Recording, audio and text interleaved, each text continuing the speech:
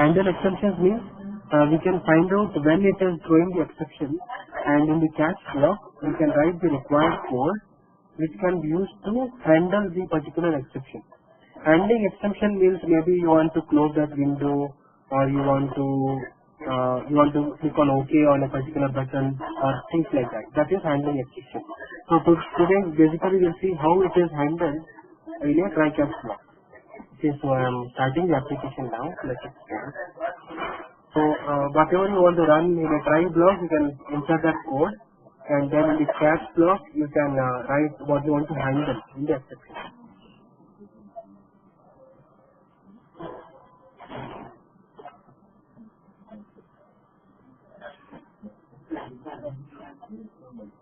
Actually, Yes. one question here.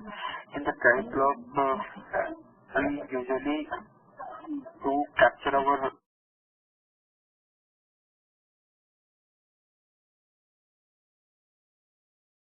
or include all of our script that we are running, or the part of the script. Okay. First of all, that is a very good question. Actually, whenever we think about including this try and catch, always we should include try catch in the code in the try block. Whenever we think that that code might be giving some exception, only for that code we should include the try block. Okay, so it is not a recommended thing that for all the code you are executing, you should surround with try and catch. Okay, so whichever code you feel like will throw the exception, so for that particular code you can insert the try block, and you can have the catch also, which will catch that particular exception. Okay, so let me just start this classic application. So in this case, just to demonstrate, I have added all the 3 lines of code. Actually, I added one extra line. I can comment that line also. Okay, so all these lines I have put in the try block. Maybe like if you are suspecting that all these 3 lines can lead to some exceptions, then you can include all the lines in the try block. Okay, so but there is no rule like that. Like only these lines should be included in try block. There is no rule. Depending on the coding what you are doing, or depending on the script you are writing, you can take the call. Okay, and yes. So usually we do such kind of performance for our performance tuning of the scripts, right? We do include most of the script in try or catch block, so it will down our performance of the scripts, actually. It will not reduce the performance of the script, but it would be like additional check. Okay, it would be like additional check, like whenever there is exception, that exception would be caught in the catch block.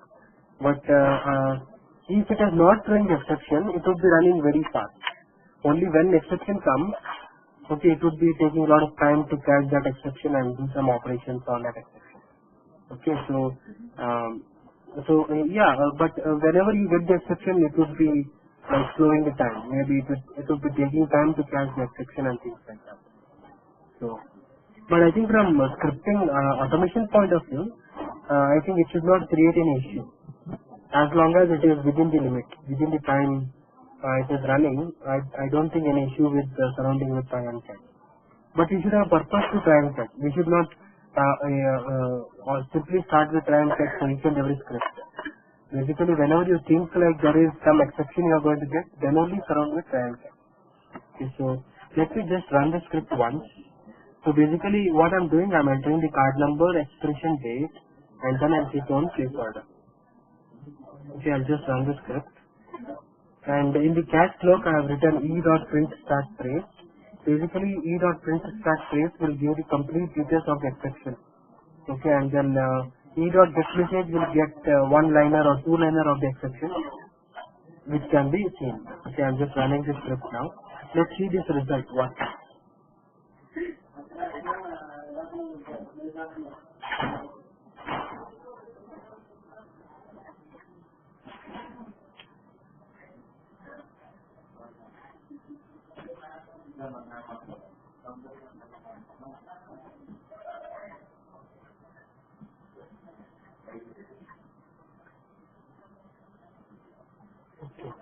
So this time it was able to run all the lines of code given in the try block, and there was no exception. Okay, so because of that, it only executed try block. It did not execute catch block. Now we will see some case in which it is going to run in a different way. Currently, it is showing the log file. Let us load the log file. Actually, it is like in Internet Explorer, as I said yesterday, right? If you have any security warnings, if it is popping up in the middle of our script, in catch block, we'll capture that particular that pop-up, and then in catch block we try to remove that pop-up, right? Exactly. So in catch block, we should be writing the code which would close that pop-up. Like maybe we can have like click on OK button or click on close button in the pop-up. So that code should be written in the catch block. Okay. So this is how we will be able to handle the exception. Okay. So next what I'm doing is I'm trying to run the code. Let's say I'm trying to show you different possibilities. Okay. I'm trying to show you different possibilities. Like I'm trying to simulate the scenario. So now what I'll do is I'll say I'll close this application and I'm running this code. Currently I've enabled one more line of code which says card number includes these spaces dot wait for existence 5, 1. Basically it is simply waiting. It will be waiting for that object. And one more thing what I did is I have closed the application just to deliberately get the exception. Okay. Just to deliberately get the exception I have closed that. So I would say run this application now. And then I'm saying finish.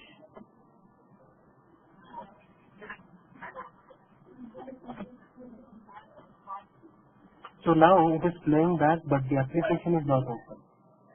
Okay, application is not open. So what would happen? What would happen is it would be coming to the catch block now. It now, and then it is going to print whatever we were printing, like this out, all the various things.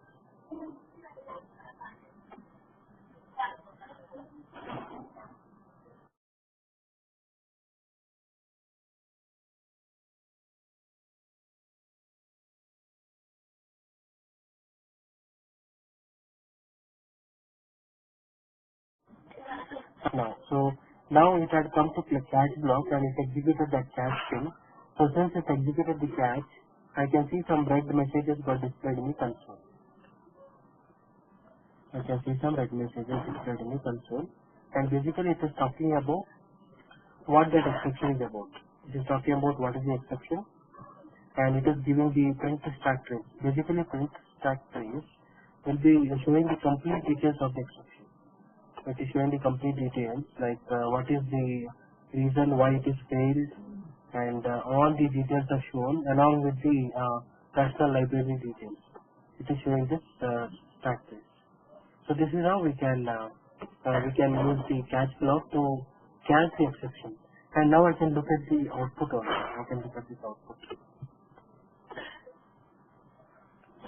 Okay, I can look at the output. You can notice one thing. Currently our script is passed, even though the exception came.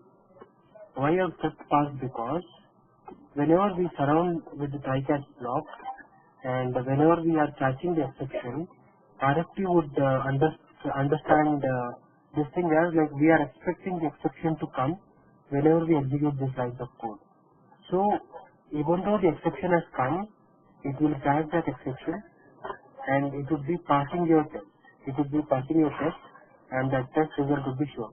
Otherwise, we can see one more case. I want to show you one more case now.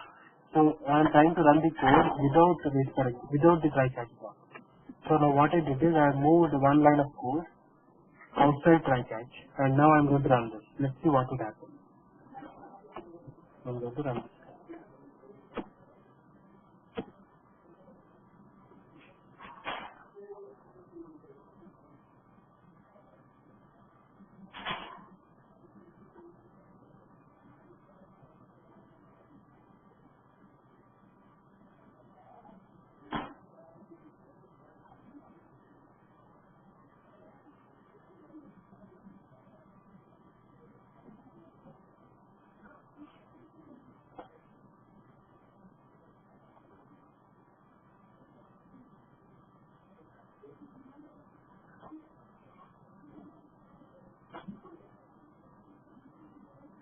Yeah, now it is opening the log, and now we can see.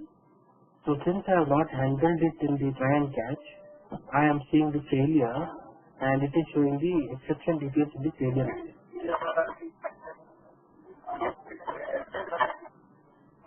Okay, so this is the use of try catch. Now coming on to what we can, yes, yeah,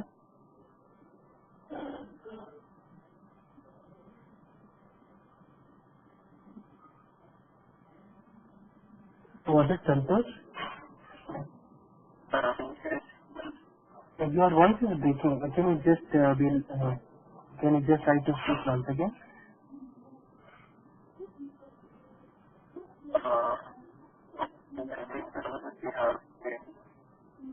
You are not able to see the screen, is it?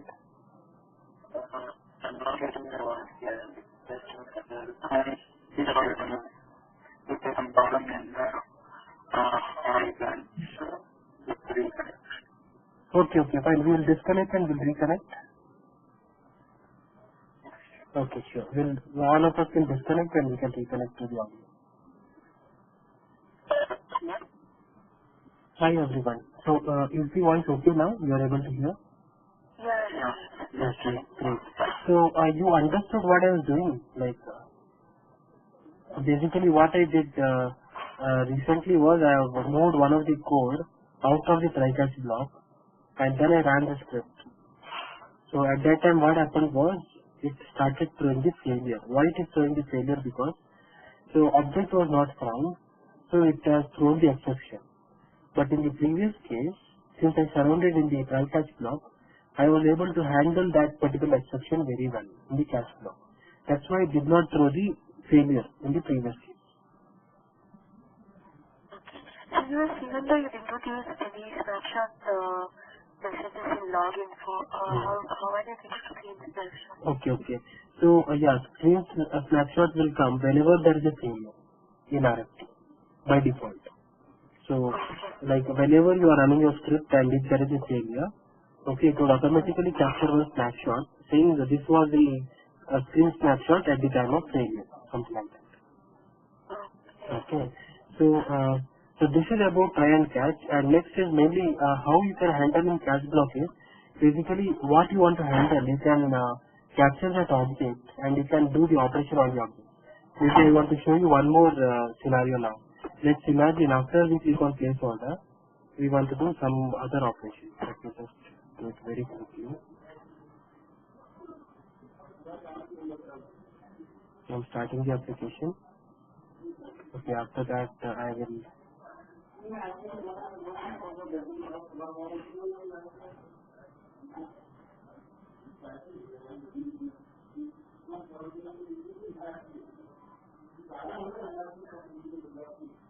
Okay. Click on this and click on this. Then after we enter the order number, okay, when we click on place order, right, I want to also click on place order, OK button.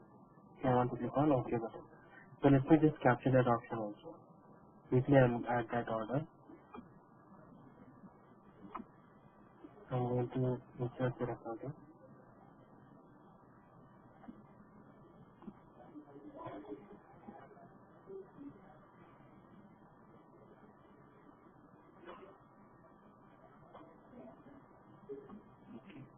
I just record OK button.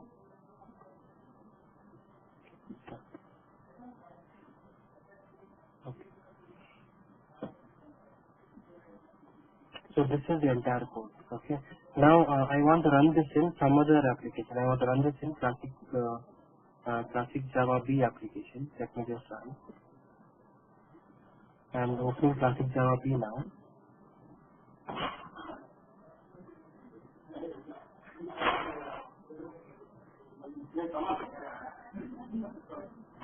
Classic Java B. I want to make sure the application is open in the right state. Application is open. Now I will run this script. I'm going to run this script. So let us see what would happen now. So we are going to enter the data. We are going to set some expiration date. We are going to click on place order. Then we are going to click on OK.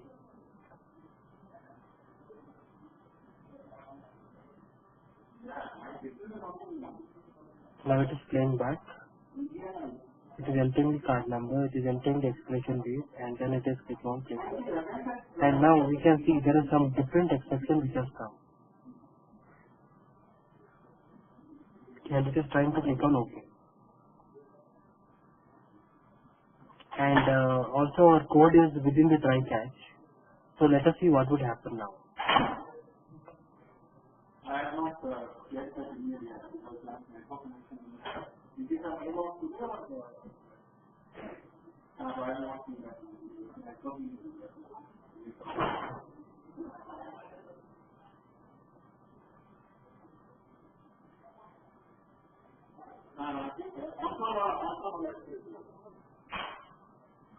Okay, it is taking a lot of time to recognize this object because this is not the object which we had captured during recording. And now during the playback, if this kind of pop-up is coming, like how do we handle it? How we can handle? So that handling thing should be given in the catch block.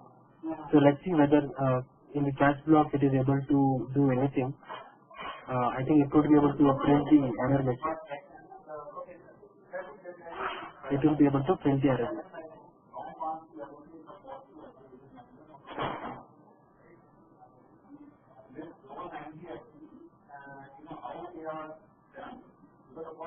Yeah, it will take some time because we always know that whenever it is not able to find the object, it waits for 120 seconds. Okay. So it has not clicked on OK, but it has passed the script because we have given it in the catch block, and it is showing the exception. What are the exact exception? Now, how do we handle this exception? Is we can in the catch block we can capture that operation. We can capture. Okay, I can capture this particular record.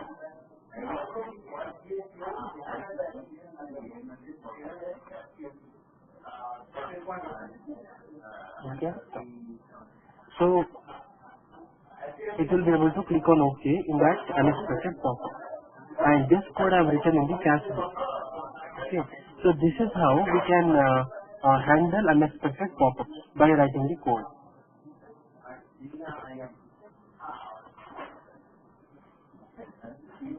Any question?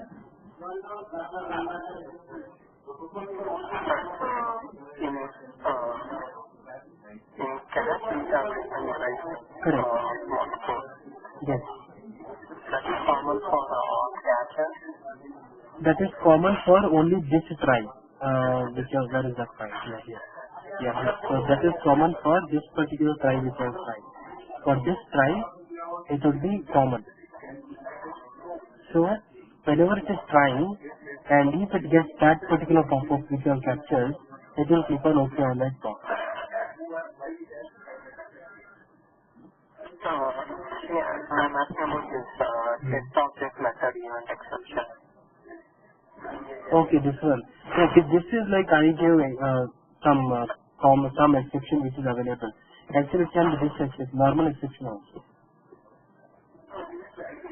Okay, see, it's like when I say exception, it would be failing for any exception. Why I gave test object exception? Because let me just show you. Whenever we are printing this stack trace, it shows this exception, right? It is showing this exception. So actually, I wanted to handle this exception only. So that's why I gave this exception here. So depending on the type of exception you want to handle, you can write that in the catch block, whichever exception you want to handle. For example, if I want to handle null pointer exception, I can write null pointer exception. Is it clear? But if you say exception, any exception will be caught. If you say specific exception, only specific exception will be caught. And one more thing can happen, like if I want to handle null pointer exception in some way, and I want to handle, let me just write. Tell me what is this. So the catch block is OK2.c. Yes. This has been captured through plain record and playback, right? Correct. You have recorded that the pop-up history and click on OK button. Correct. Yeah. So actually it need not be capture and OK also. Like what you have learned, we can write that root thing, root object, So that code also can be written. That would be the very effective code. So just to demonstrate, I have written, I have just captured this object so that you will be able to see that change. Is that clear? Yes. So whenever we are loading in the script for any exception handling, so most of the time it will not be assumed like what kind of error it will come, right? Correct. Exactly. So while running our script, if something will come, that time we come to know like such kind of error is coming. So that point of time we usually include the exception handling. Yes. Exactly. So this was just a demonstration. So sometimes we would know what type of exception will come or what type of pop-up will come. Like for the example of Internet Explorer security warning. Okay. So in some cases you would know. In some cases you would not know. So in whichever case you would not know, we can write the code in such a way that whatever is the pop-up, we just want to click on OK on that button, or we want to click on that button, or we want to close that pop-up. Whatever is the pop-up, we want to close that pop-up. So that can be the handler, only catch block. So can you please show us some such kind of generic exception handling? Yeah, definitely. So we'll see this in the next session, since it is already 12:35.